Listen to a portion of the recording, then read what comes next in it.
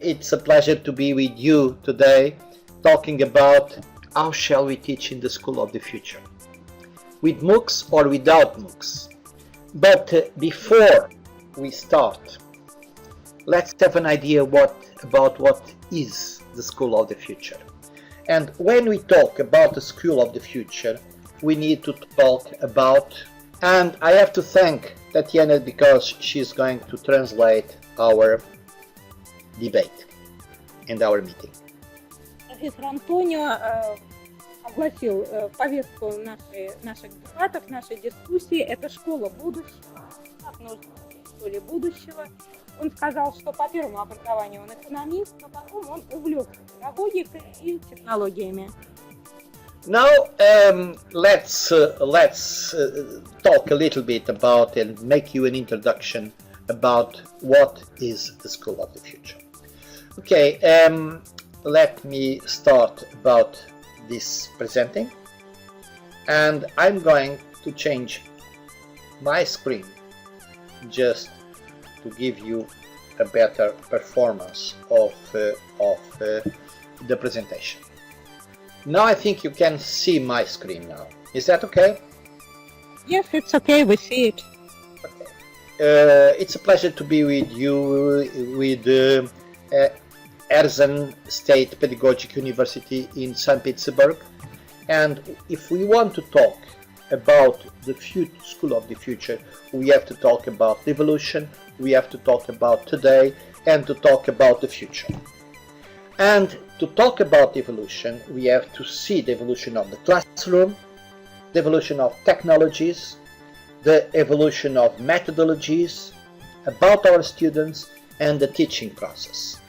Let's have a look and say that during, or let's say 2,400 years, very short evolution happens.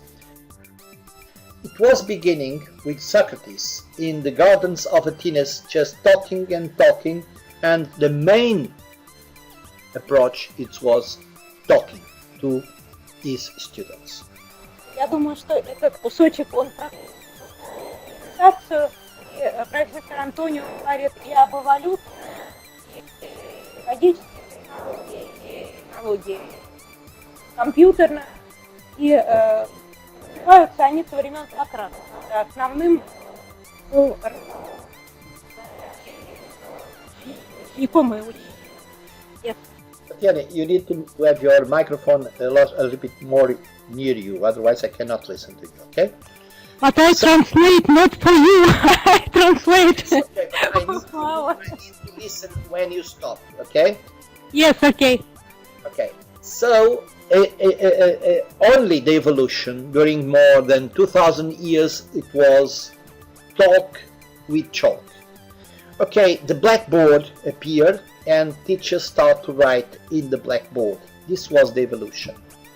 And only in the last decades of the 20th century something new technology happens. Retro projectors. For a very short time, no more than 1 decade, because suddenly the projectors with PowerPoints, let's say with presentations came. But it was, from the pedagogical point of view, it was very bad presentations. Lots of letters, lots of lines, and a new rule appears. 7 lines per slide and 7 words per line. But if you see this image, it's exactly 7 words per line and 7 lines per slide, and doesn't help much. Something has to be changed. Slides should not be the guide for the teachers. It should be didactic communication tool. Профессор Антонио обозначил основную нить в развитии технологий. Это появление после слова доски смелым, это тоже было технологическим прорывом. Дальше появились технологии компьютерные с проекцией, появились новые правила, 7 строчек, 7 слов на строчку, но было много недостатков. Есть в оформлении такого наглядного материала. И посыл профессора Антонио заключается в том, что должно что-то меняться, и визуальный ряд должен стать эффективным средством коммуникации между субъектами. And about the technology, we can say that in 70 years, since 1943, the first computer, happens an enormous evolution. Evolution of technologies, evolution of internet, evolution of software. But today we have this. We have iPhones, we have Samsung computers in a very small size, thousands of times more powerful than it was before. Я думаю, что по изображениям вы догадались, что технологические шаги нашего времени связаны с появлением большого количества мобильных устройств, которые у нас в кармане и которые очень мощные. Yes. In 2 decades, we could generate the new society. We build up knowledge and information society, connecting in real time cultures and civilizations all over the world. Сравнительно небольшой период, два десятилетия, и мы построили глобальный информационный мир, который соединил культуру и цивилизацию. Yes? And about methodologies. We evolved from behaviorism to constructivism. We have seen the theory of multi-intelligence and the learning styles, emotional intelligence, interactivity, and all the learning process based not only in the pedagogical format but as well from the neurophysiological approach.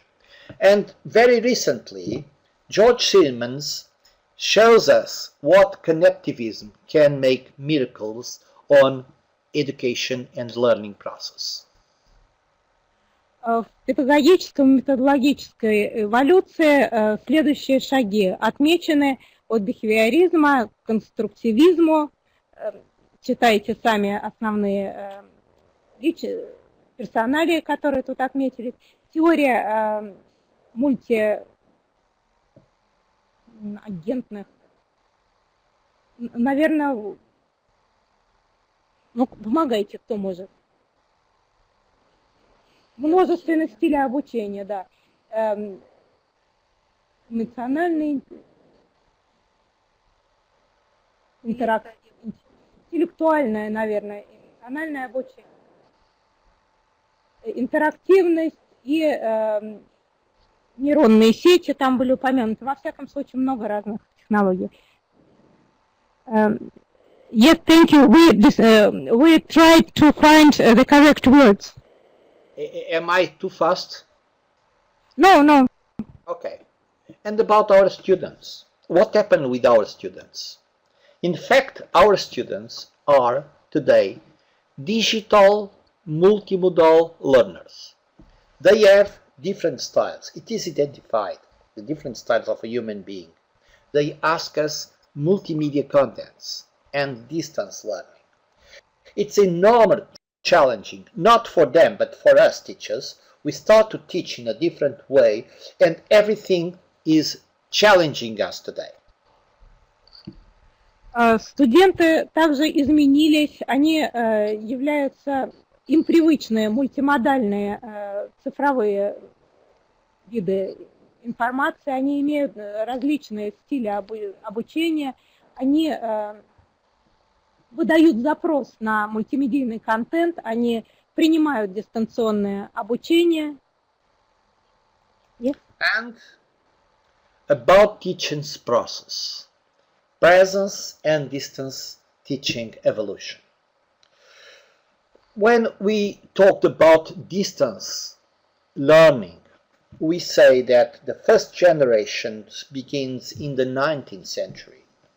Practically, a very short evolution happens with Skinner during the Second World War in the 70s, and up till the 70s. The second generation, it was open universities in the 70s to 80s, after TV schools and cassette videos. And finally, a revolution called e-learning. На слайде приведены поколения в развитии дистанционного обучения, проблема в соотношении дистанционного и очного обучения, когда это эффективно. Зачитывать не буду, от корреспондентского обучения к онлайн-обучению и e-learning. Yes, thank you. And everything can be presented in presence or distance, like we are doing it today. But e-learning is something very strange. It was called distributed learning, web-based learning, internet-based learning, computer-based learning, distance learning, online learning, and finally, B-learning. A very strong evolution from E to B and from B to learning, just learning. And the first generation of learning, it happens as well, 3 stages in e-learning. First stage, it was just sending contents, and students should learn. Поколения в развитии дистанционного обучения показали переход от e-learning к B-learning. Я не знаю, что такое B-learning. Blended learning. Смешанная модель такая. Соответственно, основные вехи, опять же, от корреспондентского к e-learning, и мы видим основные направления. Yes. Suddenly, in the end of the first decade, in the beginning of the 21st century, we realized that just making e-learning in this format, it doesn't work. It was necessary some kind of mixed learning, which was called B-learning, in presence and distance. This is a communication we have presented in 2009 in London University. And the second stage was called what? It was the result of Stephen Downes and O'Reilly when they start to talk about Web 2.0 in 2004. Web 2.0 means interactivity, but asynchronous interactivity. Татьяна? Основные этапы перехода от корреспондентского обучения как раз характеризовались тем, что от пересылки к файлов перешли, которая показала себя не очень эффективной, перешли к смешанной модели, смешанной онлайн и офлайн коммуникации. И дальше развитие изменилась тенденция развития, были связаны с Web 2.0, и, соответственно, мы видим, что конструктивизм здесь указан как основное направление. Yes. Suddenly, a new version appears.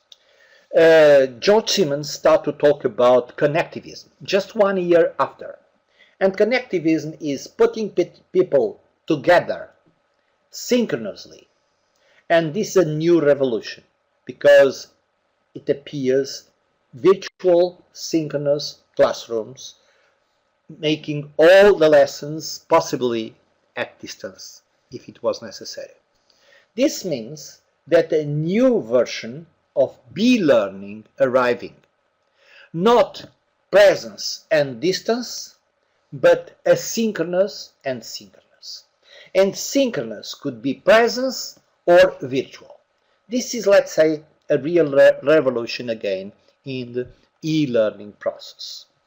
But something new happened. We realized that in 2001, Rosenberg said that the most important revolution in the future will not be the e-learning. It will be just the disappearing of the E. Just learning.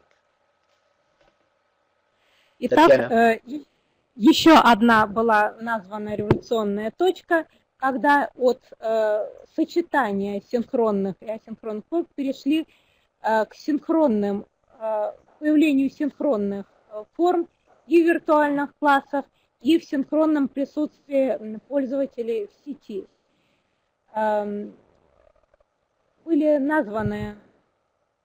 Было названо это революционным переходом. Так, я уже забыла. Нет. Да, было названо имя Розенберга, который отметил, что настоящей революцией будет переход от e-learning к учению, learning. Да, что он не будет приниматься как некая искусственная электронная сфера. Yes, Antonio.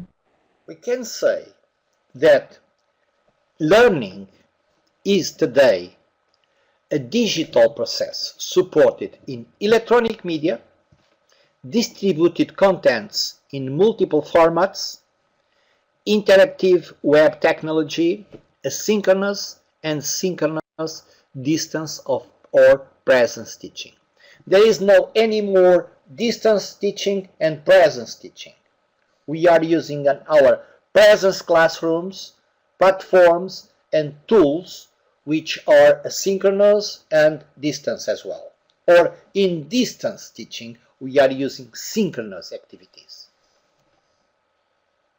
Цифровое обучение отличается от того, что называлось e-learning, тем, что и занятия в аудитории, и занятия на базе каких-то электронных платформ синхронизируются и образуют единую среду, где соединяются и технологии, и обучение,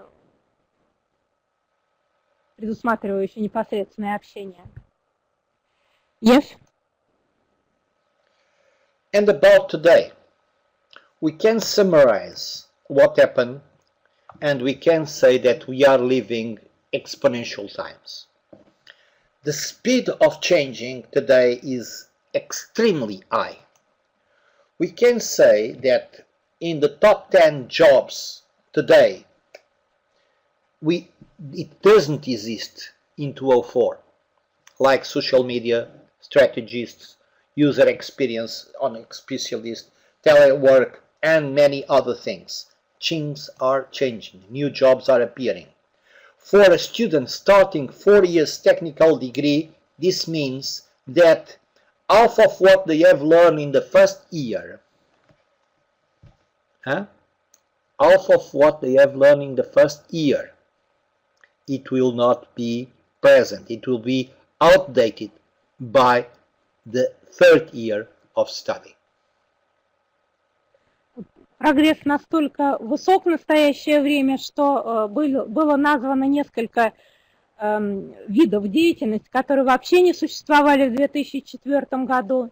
А для студентов, которые в течение 4 лет получают техническое образование, значит, что половина из них, да, то есть им как бы не актуально то, что, да. Мы поняли. Yes, thank you. This means that we are currently preparing our students for jobs that do not exist yet. Татьяна? Мы готовим студентов к той работе, которой фактически нет. This is really an enormous challenge for us, teachers. But using technologies that they have not been invented. Татьяна? Используя технологии, которые еще не изобретены. Мы должны подготовить вот к этому наших студентов. In order to solve problems that they are not yet problems, because they are not available. Вы должны подготовить к решению проблем, которых еще тоже нет. And we can quote that a study from United States Labor Department that young people with 38 years old, they would have between 10 and 14 jobs, which means that the jobs and life is changing in such a high speed. Учитывая такие темпы развития, те, кому 38, должны освоить 10-14 профессий.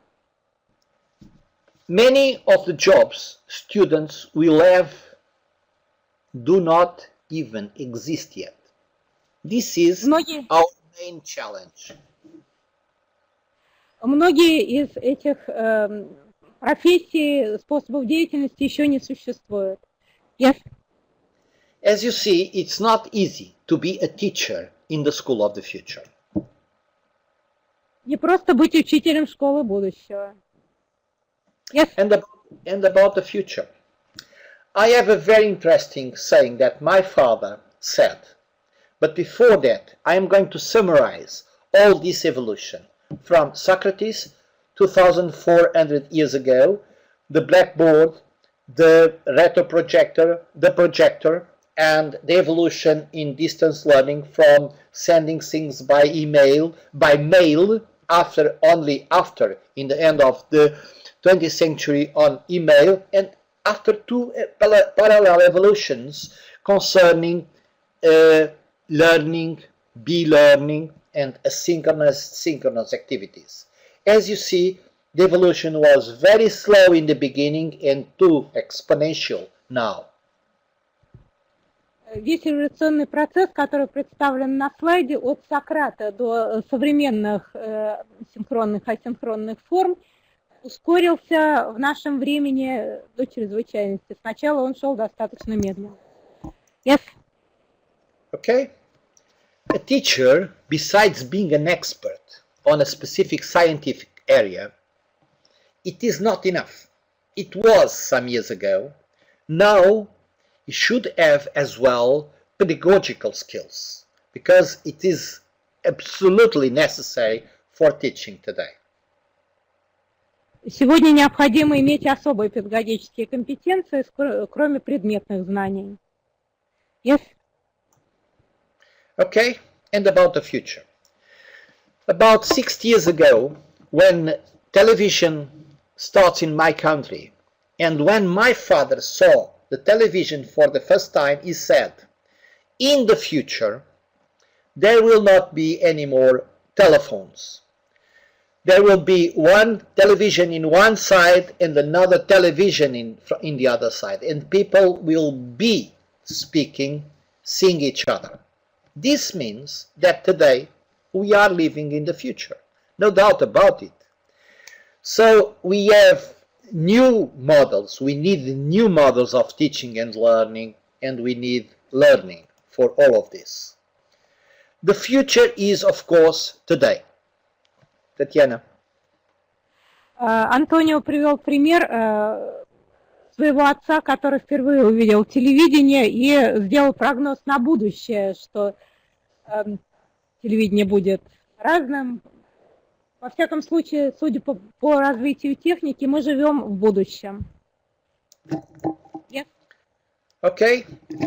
We can say that there are a lot of learning models in a constructivist structural format. CLE from Johansson and Han and Land and Oliver, Soil by Meyer, Elements of Instruction Principles by Merrill, and many other models. Other models as well to plan and develop learning courses, and so on and so on and so on. And the question is, in the school of the future, teaching and learning process is defined not only for what we want, but what are the skills of the teachers and maturity of the students. It's impossible to be teaching people who are not prepared to have a special or a communication language and use technologies. Teachers should have, students should have. Итак, на предыдущих слайдах были представлены разработанные модели подготовки электронного контента в соответствии с конструктивистской моделью. Были представлены разные подходы к конструированию дистанционных курсов. И вывод сделан такой, что в школе будущего педагогический процесс и процесс обучения и учения определяются как особыми умениями педагога, так и особой подготовленностью студентов. Yes, Antonio. So we have a lesson profile, and in one lesson we are normally making what? Presenting contents, making tutoring or guidance, interactivity and socialization, and assessment. Татьяна? Если мы говорим о тех типах уроков, которые существуют, о целевом предназначении занятий, мы можем назвать представление информации, тьюториалы и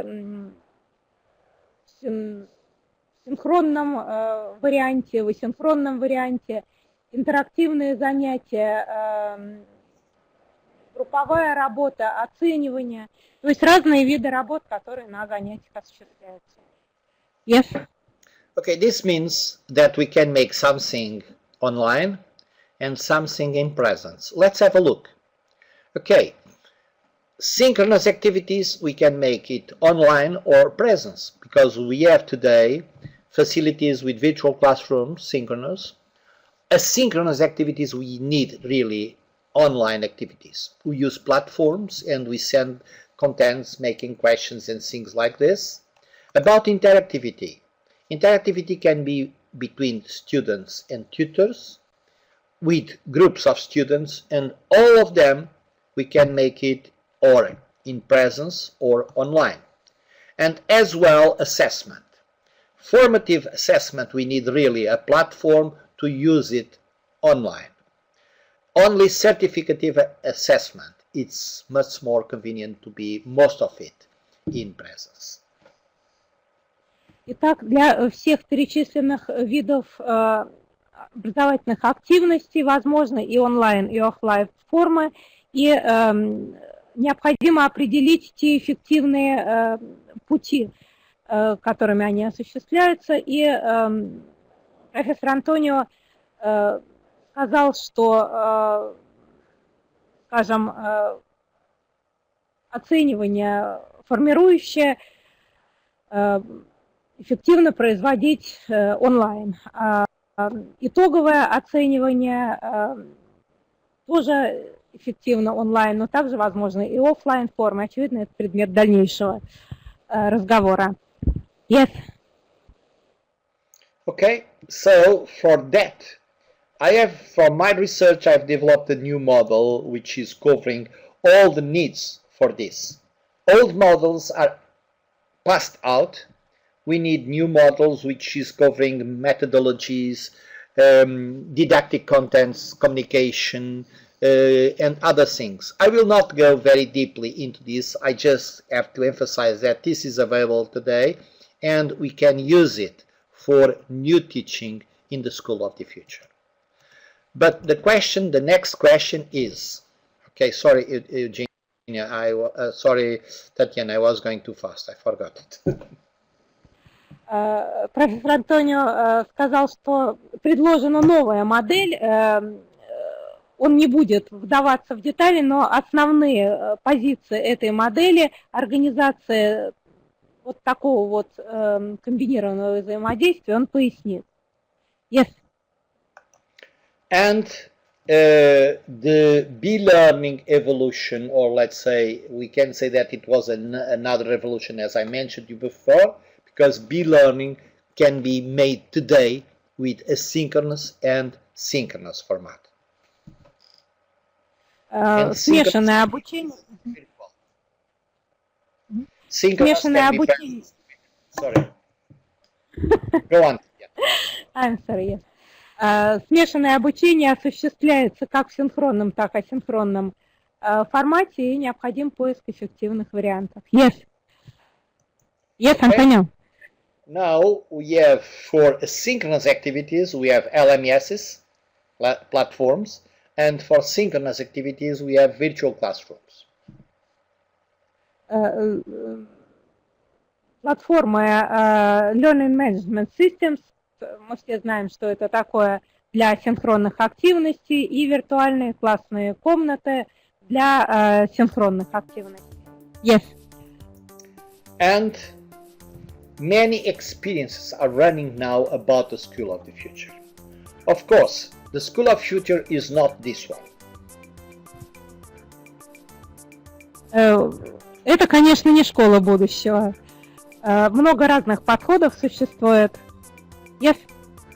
Many experiences are running all over the world.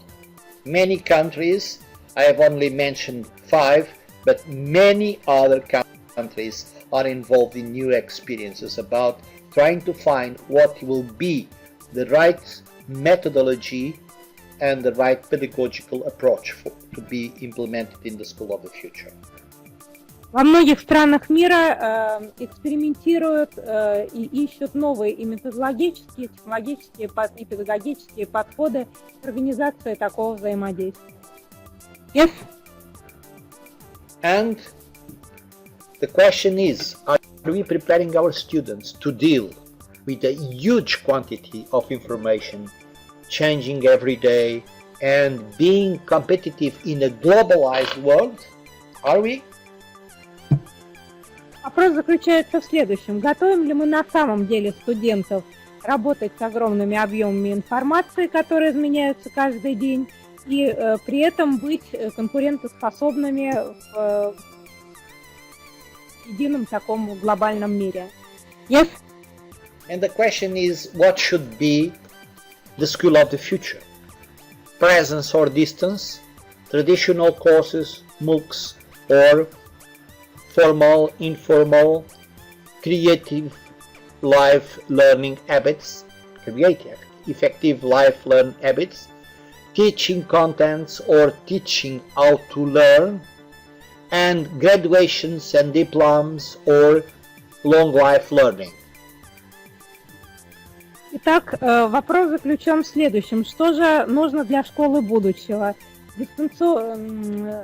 Очное или дистанционное обучение, обучение во всей жизни, массовые онлайн-курсы, открытые образовательные ресурсы, формальные или информальные формы обучения, выращивание привычки учиться, разработка контента и обучение тому, как учиться. Это все вопросы, которые стоят. Yes, Antonio. So we have this panorama, this overview, what is the school of the future, but our focus of debate today is about Moocs. And Moocs is a very strange way of teaching. Why? Because normally we say if we have 30 students in one classroom is too much, is a lot of people. How can we teach and learn with 1,000, 5,000, 50,000 students? That is the question. Сегодня фокус нашей дискуссии – это массовые онлайн-курсы. Это очень странный способ обучения, потому что обычно мы говорим 30 человек в классе – это много, а здесь речь идет о огромной аудитории. Нужно найти эффективные способы осуществления этого. Yes?